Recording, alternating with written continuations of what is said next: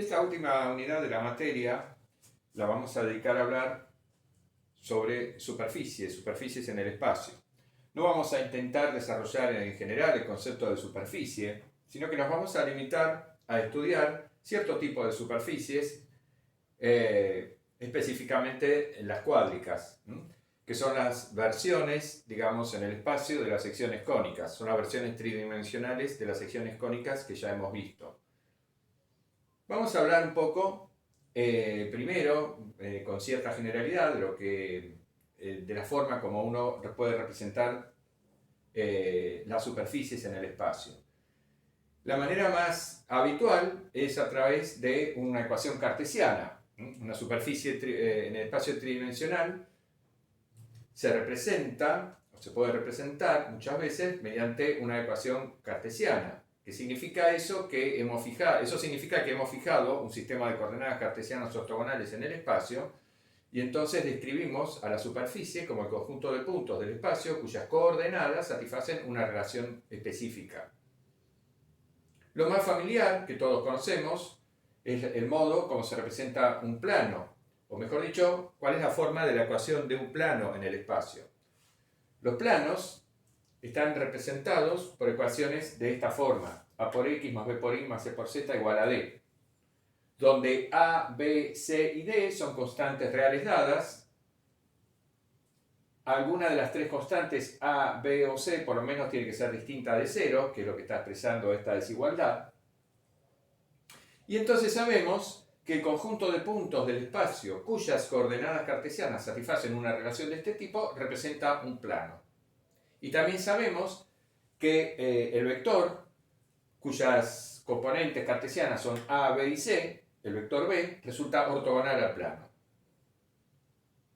No vamos a abundar sobre este tema porque ustedes han trabajado mucho ya con planos en el espacio, con ecuaciones vectoriales y ecuaciones cartesianas de planos en el espacio, tanto en álgebra como también hemos trabajado también en esta misma materia. Después de los planos, quizás las superficies más familiares para nosotros en el espacio son las esferas. Una esfera es el conjunto de puntos del espacio cuya distancia a un punto fijo permanece constante. Entonces, una esfera queda determinada por dos elementos, digamos. Un punto, que es el centro de la esfera, y un radio, que es un número real positivo. Entonces, la esfera con centro en este punto P sub 0, que tiene componentes cartesianas x0 y 0, z0, coordenadas cartesianas, mejor dicho, x0 y 0, z0, y cuyo radio es el número r, esa esfera es el conjunto de puntos del espacio cuya distancia a este punto es siempre constantemente igual a r. Al elevar al cuadrado la distancia, lo que obtenemos es la ecuación que tenemos acá. El primer miembro, la suma de estos cuadrados, representa el cuadrado de la distancia de un punto genérico del espacio x y z al punto P sub 0, al punto x0 y 0, z0. Entonces, el cuadrado de esta distancia es igual al cuadrado del radio. Los puntos del espacio que satisfacen esta ecuación cartesiana son precisamente los puntos que están sobre la esfera con centro en este punto y que tiene este radio. En particular, la esfera con centro en el origen, en el punto 0, 0, 0 y radio r, bueno, su ecuación nos va a quedar x cuadrado más y cuadrado más z cuadrado igual a r cuadrado.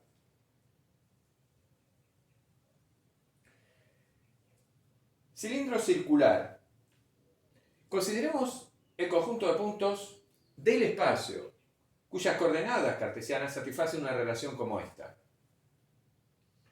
Esta ecuación, si la miramos en el plano XY, ciertamente representa una circunferencia. La circunferencia concentra en el origen y el radio r. Pero vista en el espacio, representa un cilindro. Un cilindro cuyo eje de simetría es el eje z y cuyo radio es r. ¿Por qué? Porque x cuadrado más y cuadrado es el cuadrado de la distancia de cualquier punto x y z del espacio al eje z, precisamente. La distancia de un punto x y z al eje z es la distancia del punto X y Z al punto 0, 0, Z. Cuando hacemos la diferencia entre esos dos puntos y tomamos su norma, lo que nos queda es, bueno, la raíz cuadrada de x cuadrado más y cuadrado. Elevando al cuadrado obtenemos esa relación equivalente. Entonces, esto representa el cilindro de eje, el cilindro circular de eje Z y radio R.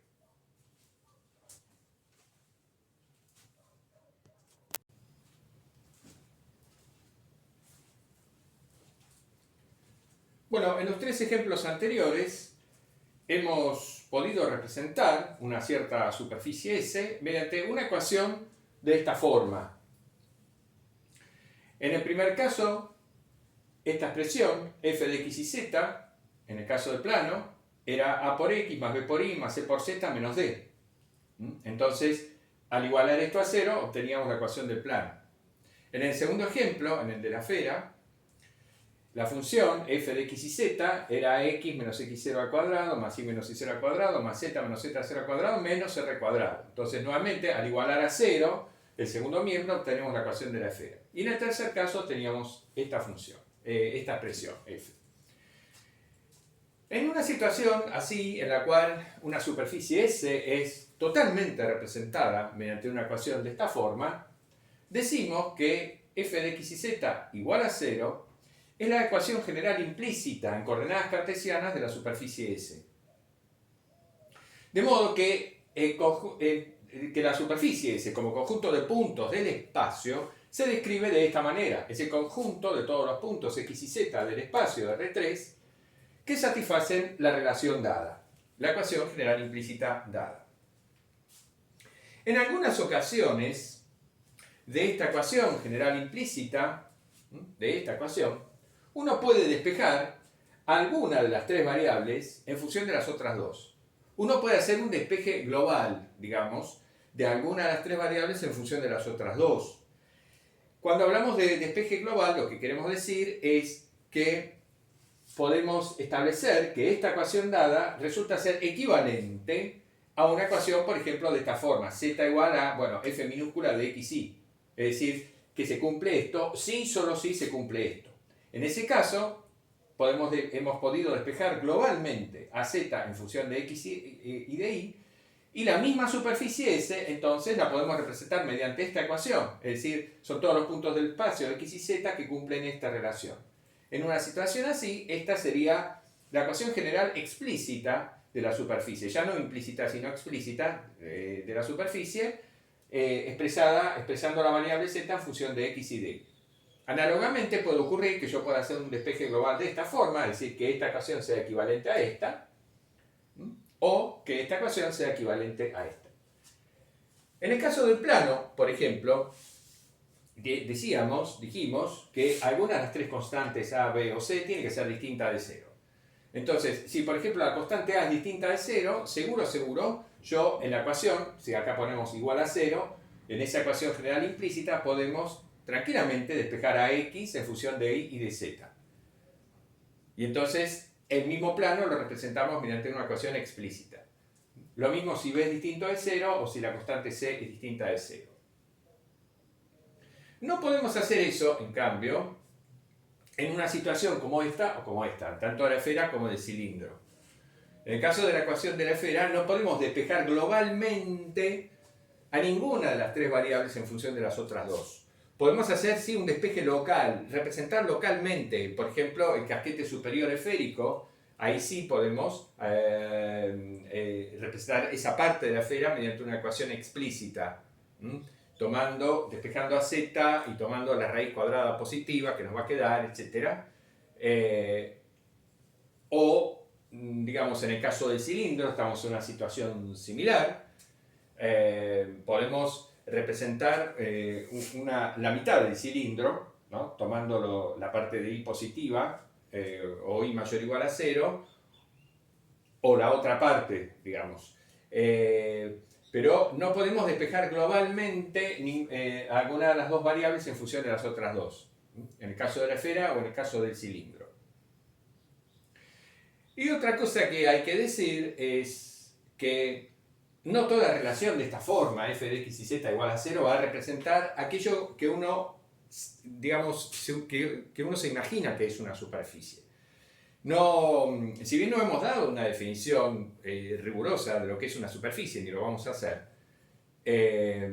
sí podemos, todos tenemos una idea intuitiva, geométrica, de lo que representa una superficie.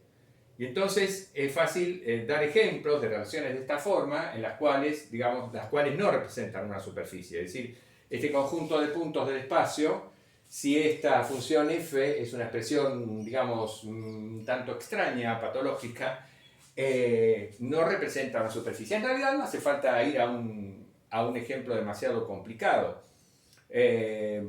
Supongamos, para algo bien sencillo, supongamos que acá, ¿no?, en lugar de poner x cuadrado más y cuadrado menos r cuadrado, yo pusiera x cuadrado más y cuadrado más r cuadrado. Supongamos que r fuera igual a 1. Entonces, x cuadrado más y cuadrado más 1. Si yo tuviera eso, cuando lo igualo a 0, f de x y z igual a 0, sería la relación x cuadrado más y cuadrado igual a menos 1. Me quedaría esa relación. Imagínense eso. En ese caso, ¿qué representa la ecuación f de x y z igual a 0? Representa conjunto vacío, porque no hay ningún punto en el espacio tal que a la suma de los cuadrados, sus coordenadas x e y, me dé menos 1, por supuesto.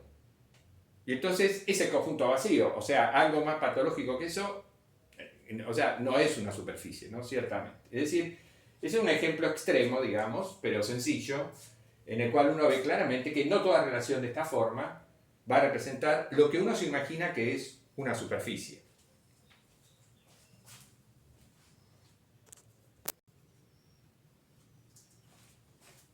Bueno, para explicar un poquito mejor eso que mencionábamos recién respecto a la posibilidad de despejar globalmente una de las tres variables en función de las otras dos, en la ecuación general implícita,